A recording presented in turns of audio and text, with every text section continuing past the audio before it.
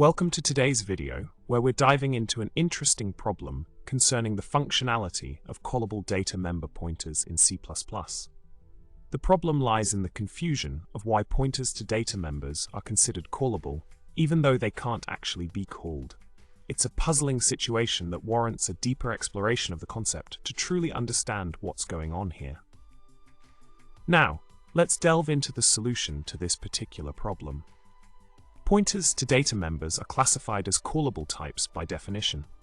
This doesn't necessarily mean they can be called using the call operator, but they can be invoked through the use of the expression invoke.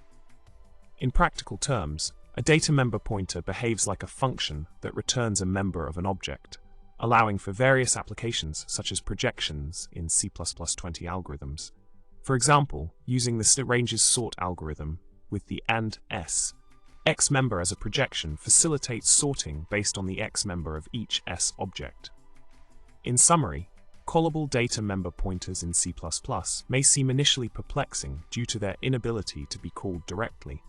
However, their functionality as invocable types opens up a world of possibilities, enabling them to be used effectively in programming scenarios such as projections in algorithms.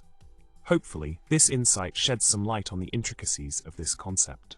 Thanks for watching, and make sure to subscribe, like, and drop a comment below. Who knew data members could be so versatile, right?